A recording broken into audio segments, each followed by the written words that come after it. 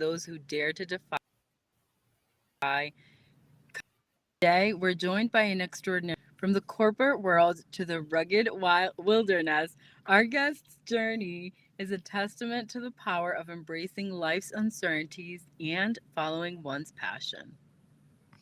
That's right. Escaping the confines of corporate life, Ingrid Hillhouse embarked on a quest for a more fulfilling life.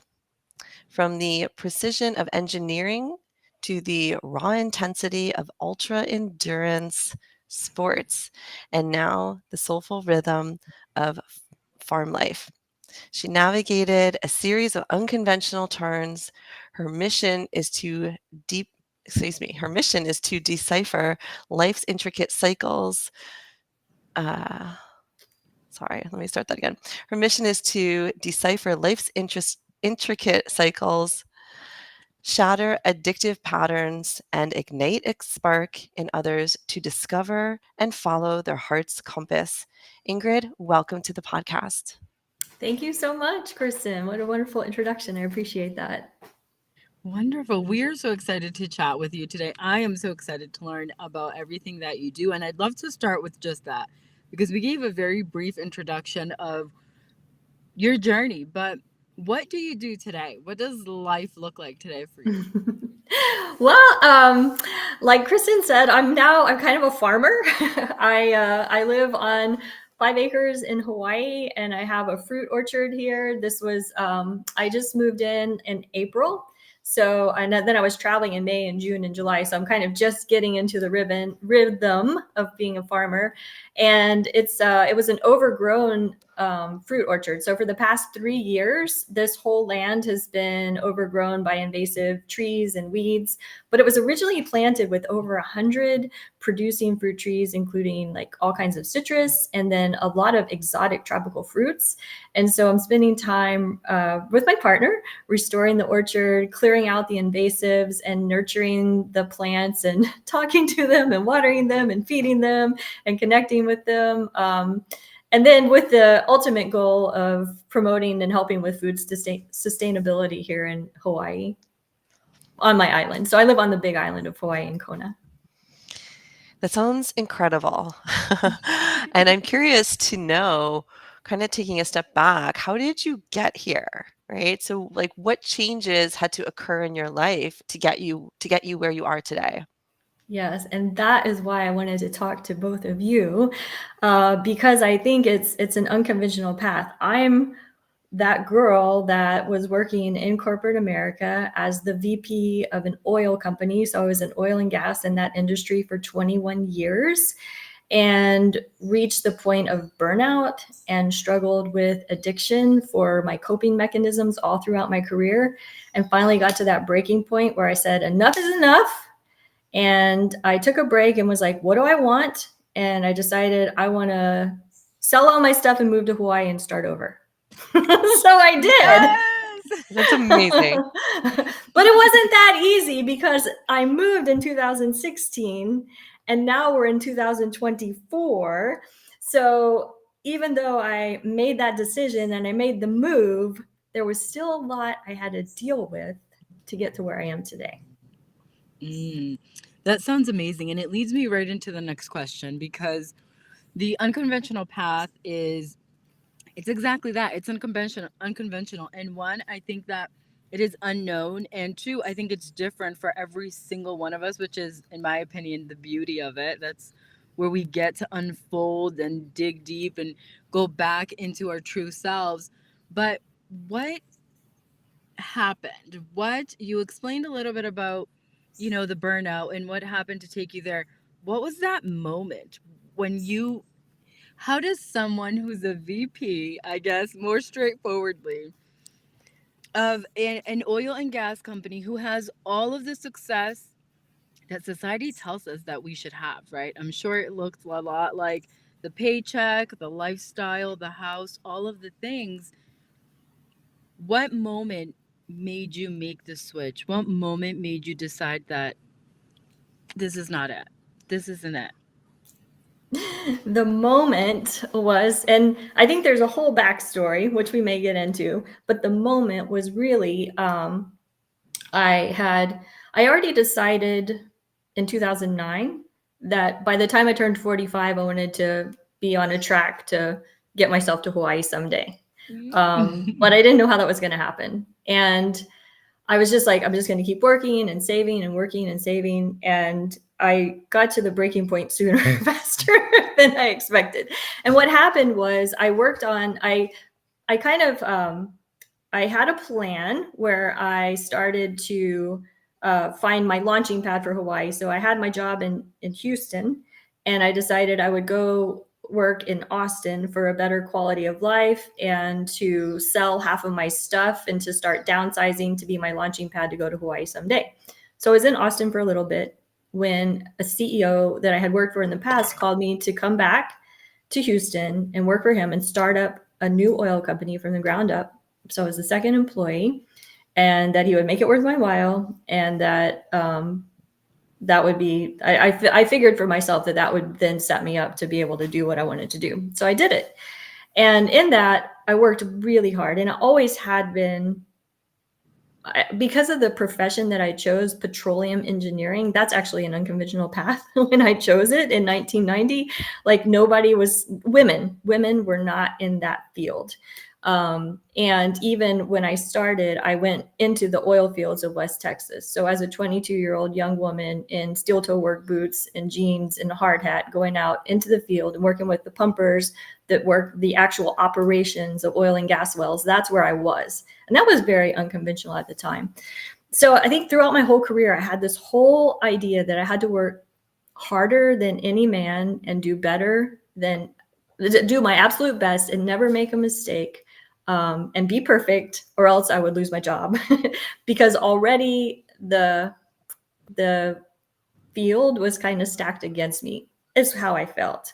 And that they were just looking for a chance for me to mess up and that I would be fired.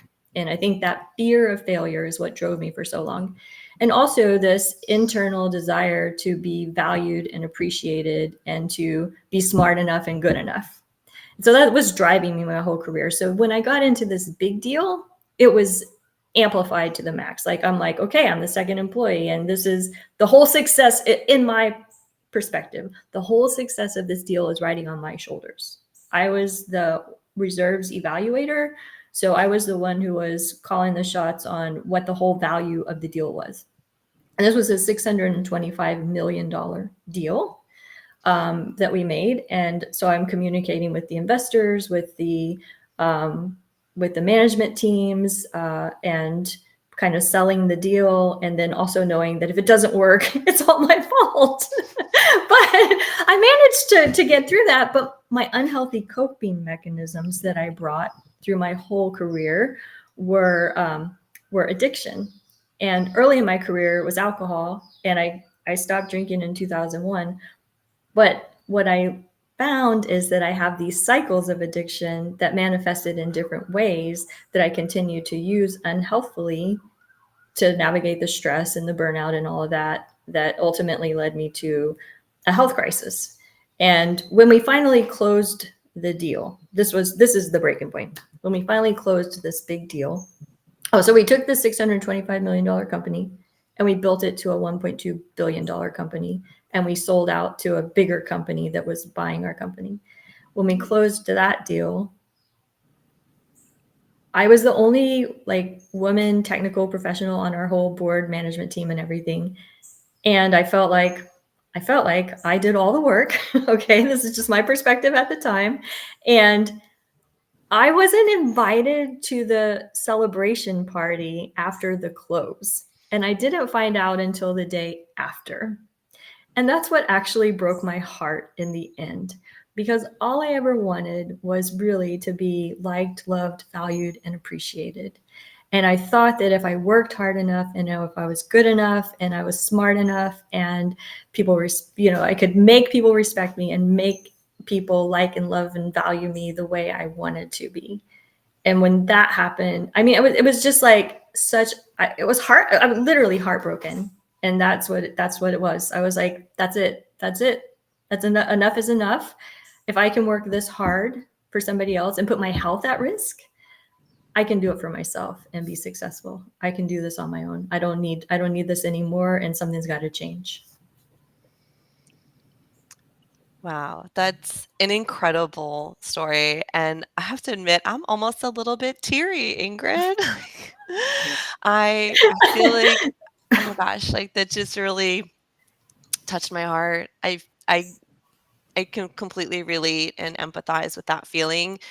Um, I was a computer science major, so very similar. It was like one of two women in my whole major. My male professor told me I should never go into IT or anything because I should really just go do Teach for America and just go abroad and teach English to other kids and, don't even bother trying to be successful. So I totally feel that, and it's so hard. Yeah, and by the way, when I graduated college, I was the only one of all my people in my computer science major that got the job, the most coveted job at Johnson and Johnson, me. Yeah. So I totally feel that though, because it's like, yeah, like I can remember how many meetings I was in where I was the only woman. And I was, 20 something, young, and I'm with a bunch of older men that overlook you, talk over you constantly, you know, all the time. And that feeling of wanting to do your best to kind of prove that just because I'm a woman, just because I am who I am, doesn't mean I'm any less than, but then realizing that, doesn't matter.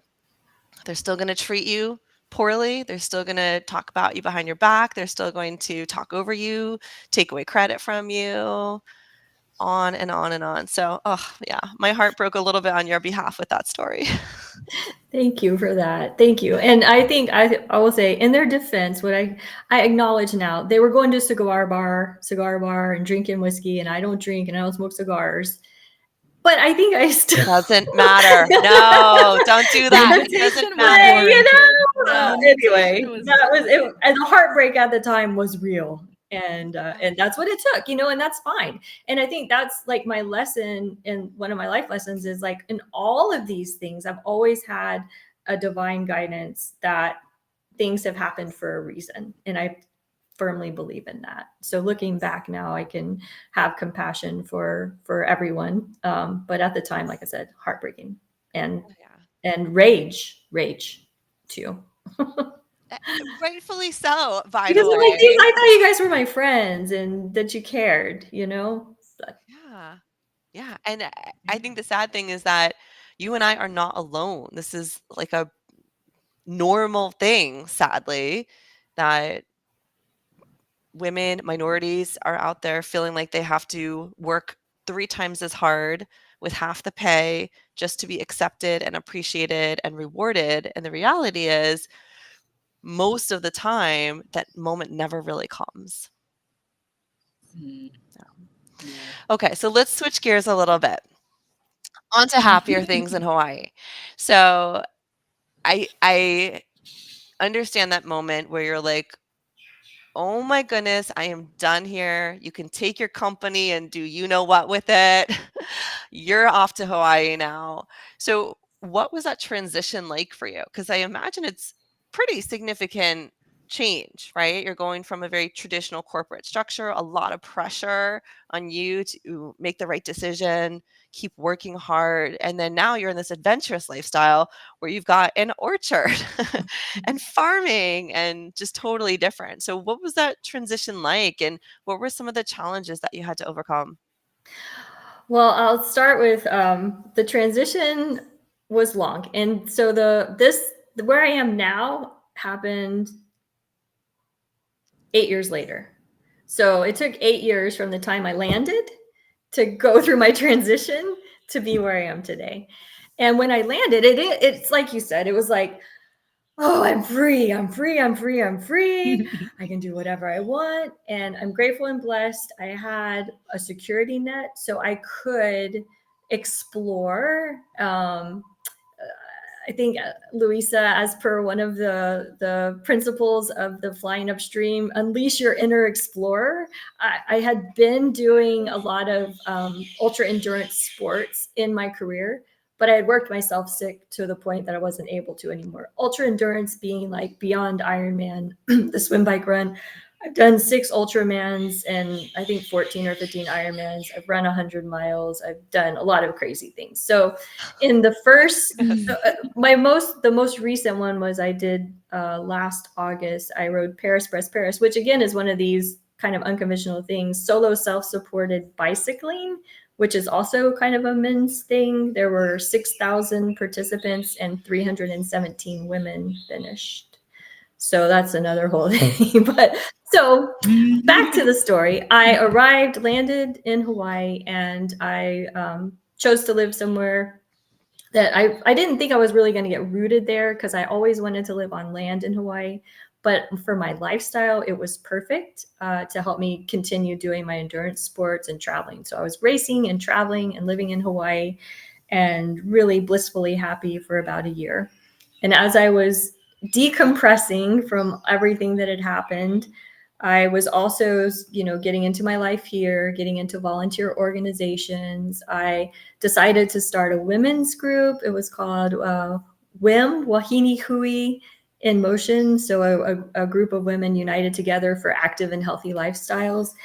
And I also joined the bicycling club, and kind of as was my nature, I couldn't just join the bicycling club. I needed to become the president of the bicycling club.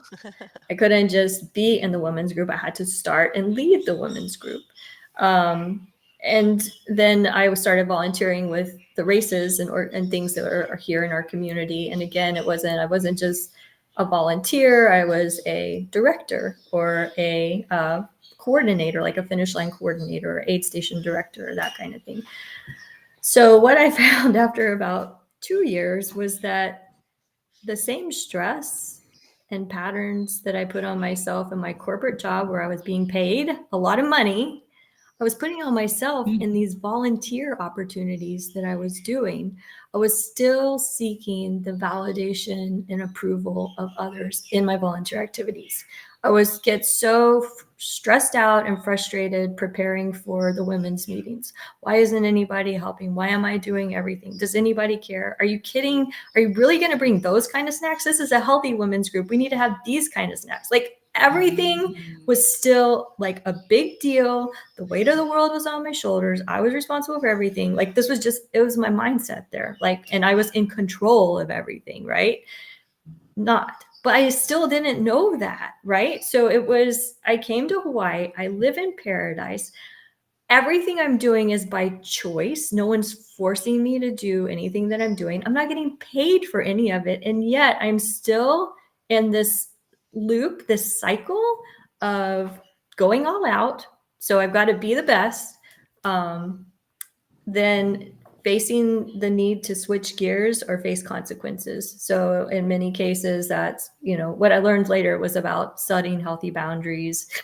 And finally, there's another part of the story where I learned that self-love is at the root of all of it, and that I'm never going to get the validation, love, acceptance of others if I'm doing it from a place of fear, and I'm doing it from like it's the energy that I was in that space with.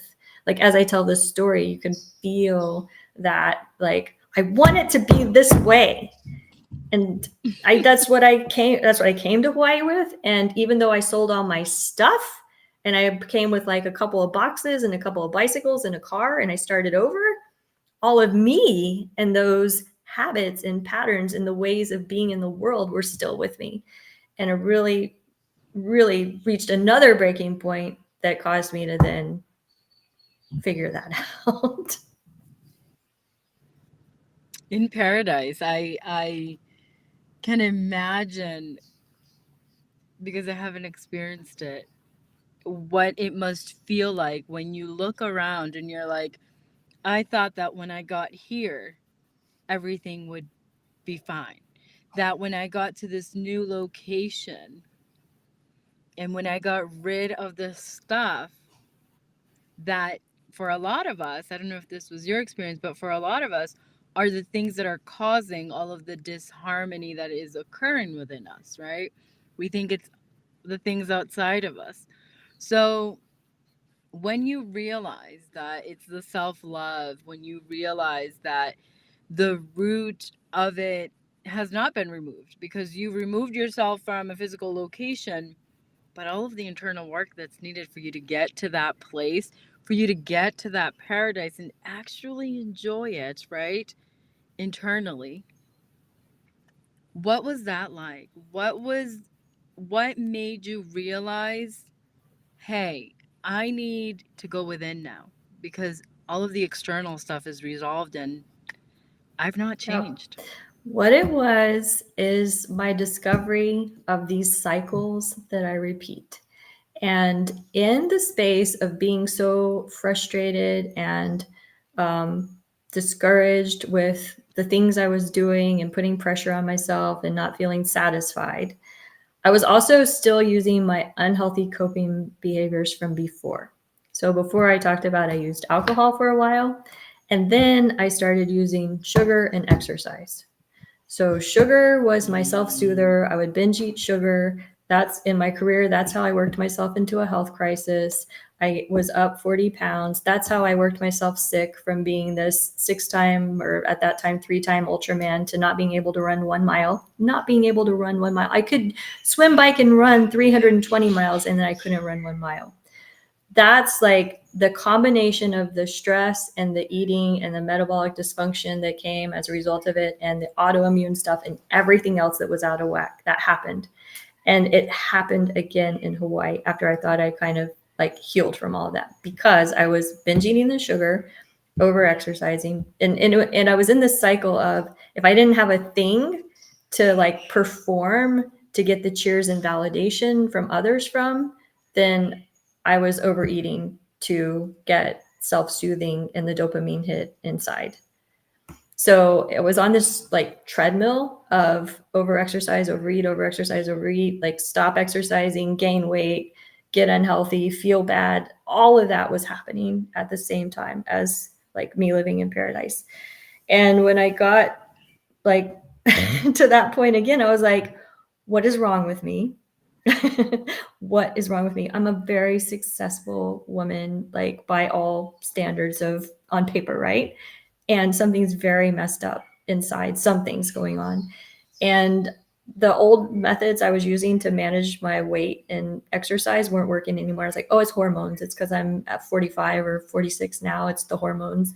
And it wasn't the hormones. What it was my sugar addiction. And it was my desperation after the normal, I'll just cut back, or my normal kind of dieting promises to myself, or I'll stay off sugar for 30 days and then ease back into it. When that stopped working, I Googled sugar addiction and I found out it's a thing. And for people like me who are predisposed to addiction in all kinds of other categories, like the overexercising, which the other thing about the overexercising is it also allowed me a space for escapism. So if I'm out on my bike for 5-6 hours a day or on the weekend, then I don't have to deal with people. I don't have to deal with my thoughts. I can prioritize everything around, I'm going to go on my bike ride. I'm going to eat this food. Like I can be very structured and regimented. So that was another thing I realized. But back to the sugar addiction, that it really is for people that are predisposed to addiction like myself. It is a thing. Like my dopamine receptors light up in a way that other people, normies, maybe don't, and they get hijacked. And when I discovered that, it helped me find compassion for myself, and I found a community of support. So in your flying upstream, find your flock is another one of your principles that is always something I've gone back to in getting through my alcoholism and then through the sugar addiction. I found the flock. I found the people that could help me understand that there was nothing wrong with me, that I had my belief systems, like the things that have happened in my life have caused me to have the survival mechanisms that I have, that it's all okay, that I can understand them, and that I can learn to love myself. And so that's where the first time I really started focusing on self-love came in after I got clear of the sugar addiction. So after stopping sugar, it took about 90 days for my whole kind of brain, nervous system to settle down, calm down, and recalibrate so that I could find peace. Like, so that all the voices and the chatter and everything saying you're not good enough and you got to do more and you should do this and you should do and all that, like between the physical addiction and then also the emotional aspect and the connection with others and hearing other people's stories and understanding that this is something that if I give it time and get clear of it, I can be an open, clear channel to that divine guidance that I believe has been in my life from the very beginning.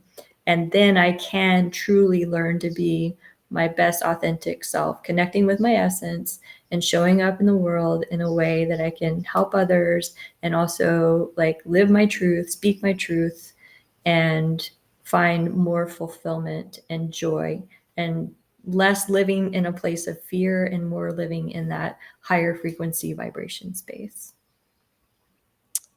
I feel like you're speaking directly to me almost with the sugar stuff. Oh my gosh. I'm like, yeah, I might live on cookies. No big deal. It's fine. Um, so I see that you're also a certified sugar addiction recovery coach. And I'm guessing this was inspired from your own journey and experience. Can you tell us about that? Like, what advice do you give to people and how do you help people kind of get off of it? And like, what is that like? Well, I think the approach that I have chosen, and the approach that I mostly connect with people who are really in severe despair and desperation, because that's where I was, and I felt like nothing had ever worked for me. So if people come to me and they're like, I mean, I really think I can moderate, then I'm probably not the best person to help them. My perspective is really around, acknowledging that it is an addiction, and sometimes that takes time, but also not everybody's an addict. So let me start with that. In what I've learned, that we're kind of divided a third, a third, a third. A third of people can be what we call kind of normies, right? So they can have a cookie or they can have a brownie or they can have cake. They can take it or leave it. They can see cake and be like, oh, I don't want that. That is not me. Then there's a third of people that are harmful users, we might say, like we go overboard sometimes, but not all the time. So like they can turn it on, turn it off, if they have a really good something, maybe they'll have it all, but maybe they can eat a whole pint of ice cream, but they're not going to eat a pint of ice cream and then go buy a pie and then go get some cookies and then go have some cake.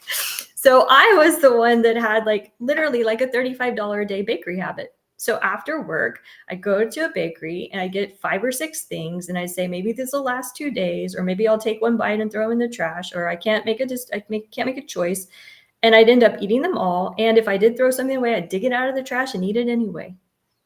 So like that's my level. Those are the thirds of us that are more kind of on that addict level. And so some people will hear my story and they'll be like, oh, I was never that bad. And I'm like, okay, well, good for you. And so for starters, the getting off of liquid sugars is kind of the first thing. Stop drinking your sugar with even fruit juices. For me personally, I've gone off fruit as well. So it's kind of a little bit ironic that I live on basically a fruit orchard now. Because if I eat anything sweet, I continue to crave sweet. And this is 3 years of being in this lifestyle. I've really learned what works and what doesn't work for me. But the steps are basically a period of abstinence, of really dialing in like 30 days of being very aware of labels and everywhere that even little bits of sugar can be sneaking in to the foods that you're eating. And then stretching that to 90 days to really work through what to do when you're having cravings rather than go for the sugar, and learning what's happening when you're having the cravings. Are you having a craving because something good happened, because you're celebrating, because you're at a party, because everybody else is? Are you having a craving because you had a bad day and you're driving by that place you always go to and they have that thing there and it makes you feel better? Like really in this like 30, 60, 90 days, learning about your patterns and your habits and really catching yourself in them. And even if you choose to continue acting on them, you know what's going on, like you're becoming aware of what's going on. So that awareness of the cycles. But I truly believe that if we get off the sugar long enough, our brain neurotransmitters will begin to recalibrate. I mean, that's actually the science of dopamine addiction as well. After you're being so pummeled for so long, if you take a break and do a reset, it's like other things. And when you come back on, you're like, "Ooh, that feels really good, and I don't need so much anymore." So that's, I think I'm answering the question of how we get people off sugar. But in my coaching practice, we do weekly calls, and then in the community that I'm in, I also do so I do weekly one-on-one calls with clients, but we also have group meetings where people come. And in the community that I'm in, every single day there's meetings available, like 2 or 3 meetings a day. And it's really for emotional regulation and support. It's really for people to come in and connect with others and hear from others who are struggling, and to share experience, strengths, hopes, and wins on how things are going. And also, when people slip up and come and they share that, we empower each other to stay the course, to remember our why, to know why this lifestyle is better. And also for me, in my journey, the education behind the dangers of sugar was very, very, very important. And especially the link between sugar and Alzheimer's, because Alzheimer's is in my family. So that was really one of my beginning whys, was between that and cancer, because I have some skin cancer things. And after I went off sugar, my dermatologist, not knowing that I went off sugar, actually told me that some of my skin spots looked better after 6 months of being off sugar. And I was like, okay, those are really good reasons for me Yes. to not give up on myself, you know? I love that. I love that you're sharing this because 2 reasons. One of them is I'm all things divine. My personal, very short story. My life personally changed due to a spiritual awakening, and so when you talk about the connection to your, to the divine and how you feel like you've been led, um, what you're sharing with regards to sugar is actually something I've talked to Kristen about a few times, because I changed my diet, and one of the things that I was still struggling with was chocolate. And I came down to the realization that it was the sugar, because I could have cacao, raw cacao, and that was my chocolate. That's actually what I enjoyed. The sugar part of it was the addiction. And I started to pay attention to that when I was on this journey. And I kept telling Kristen, I was like, it's the chocolate. I just can't. And it blocks my connection to my spiritual gifts. It really was impacting my life. And I think that we don't talk about it enough, about all of the impact that it has on our ability to get down into ourselves, to be able to hear ourselves, to be able to receive divine guidance and follow our own intuition. And I love this message that you're spreading, because I think it needs to be spread. As someone who was affected by it, maybe not to the same extent that you have been, but definitely can see the impact that it can have on our everyday lives. I really appreciate that. And I want to get a little controversial here, because that's what we do. We like the controversial. I want to know what your take is on the extent that our predetermined societal conditioning and our systemic forces has on this, on sugar addictions, and on our ability to so easily seek validation outside of ourselves. Well, I mean, with society and sugar, that's like, I'm a firm believer that the food industry is against healthy humans. So maybe you don't want to get me started on that soapbox, but our food, our processed food is loaded with chemicals. And just like you said, I strongly believe that when we consume sugar, it hijacks our brain's neurotransmitters, like I said, and it gets us into that fight or flight space. And when we're in that space, we can't be that clear channel. that you're speaking of.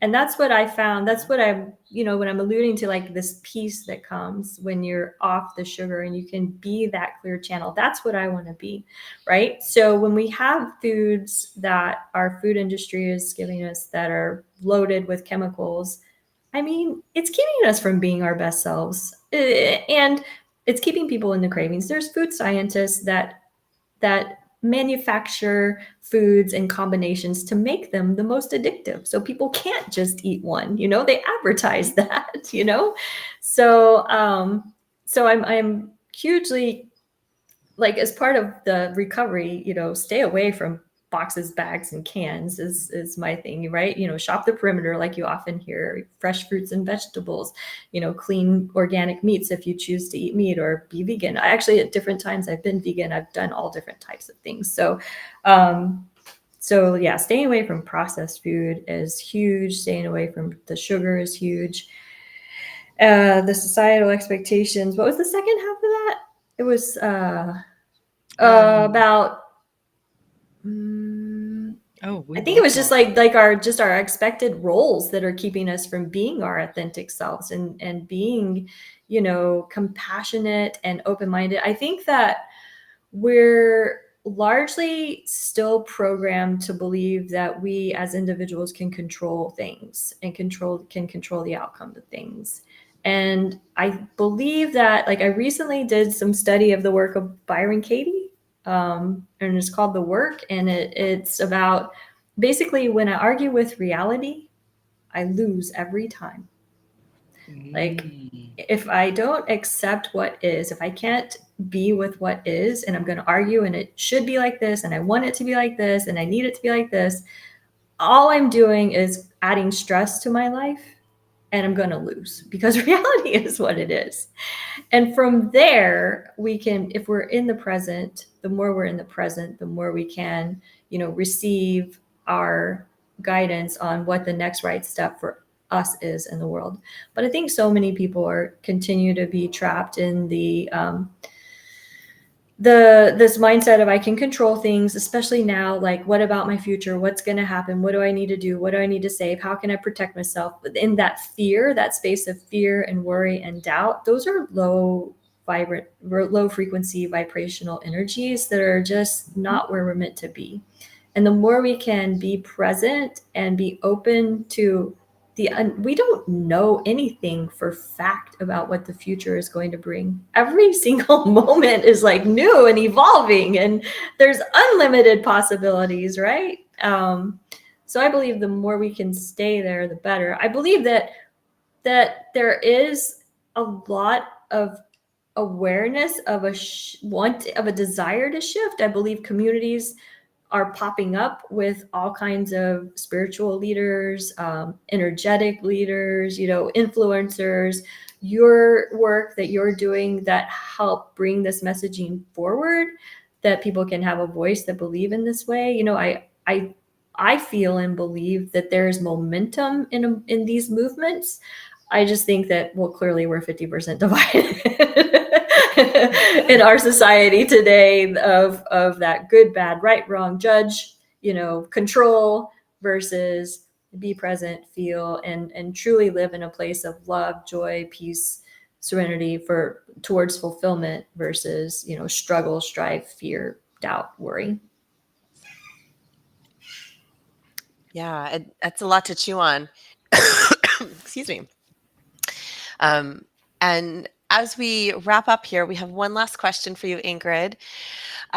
So as we think about everything that you've said and your whole experience and journey that you've been on, do you believe that we as a society are truly progressing, or are we just cycling, pun intended, through different forms of oppression and control? Ooh, it's not an either or, I don't think. I think it's a both. I really do. I think that we are cycling in a progressive direction. I'm hopeful that it is a progressive direction. So although these cycles keep coming around, I'm hopeful that we continue to move forward as a society and that we're never going ultimately backward. Although sometimes, like when you're in the cycle, it can feel like you're going backwards, I believe. Yeah. But I No. believe that as we complete it, we'll come out even better towards the next one. And that's kind of with my history, the cycles, the patterns that I've had. Let's say the alcohol addiction, right? That was a whole cycle. The work addiction, that was a whole cycle. The exercise addiction, that's a whole cycle. The sugar addiction, that's a whole cycle. They're progressively kind of healthier in a way. Like it's better than alcohol, and maybe sugar is better than work, and maybe exercise is better than sugar, but there's still cycles. And I don't know if there's ever an end to that, because ultimately I just want to keep growing and learning in those cycles. And I think as a society that can be a similar progression. Yeah, I agree with you in that it is a both right now. And I do think that through the cycles, we do continue to get better. I have an and to that from my perspective. I think that if we're not in this, right, if we're not part of what I call us sort of like the leaders, we are the ones sharing the message. We are the ones who can see and understand what's going on, the big picture, right? People like the three of us doing this work. Um, I do believe that if we're not in this and can see the big picture, it can feel like it's getting worse. And I think that makes a lot of people, has very clearly put a lot of people, or at least 50% of us, in this place of fear where they seek change so badly, again, outside of themselves, that they just kind of go towards whatever is different than what we've had, because we understand that what we've had is not working, but we don't see the big picture. And so I too am so hopeful. I feel every day hope that this cycle is a cycle that's taking us to the next best step, to where we need to go to improve as a society and be more in tune with ourselves, because I think ultimately that's the place that's going to create those communities that are going to create and nurture all those of us who, as we each one individually come into ourselves to continue to grow and evolve and create love and this beautiful world that I think we're meant to recreate for us to live in again. Um, and Ingrid, I want to thank you so much for sharing your story today. Everything that you have shared has been absolutely beautiful. I also want to thank you mostly for having the courage to embrace the road less traveled and to do the work that you do every day. Thank you so much. And quitting sugar is the road less traveled for sure. Yes, it is. I mean, even quitting the job, moving to Hawaii, all those things. But I think quitting sugar is a huge one. And it's something I encourage everyone to think about, regardless of where you are in your journey or relationship with sugar. Scale back. It's not a bad thing. It's a very good thing. Thank you. And to our listeners, thank you for joining us on this enlightening episode of Flying Upstream. We hope Ingrid's inspiring journey has ignited a spark within you. Yes, and don't forget to like, follow, and subscribe. And most of all, remember that the power to shape your own destiny is within you. Don't be afraid to break free from the chains of conformity and embrace your true self. Until next time, and as always, keep flying upstream.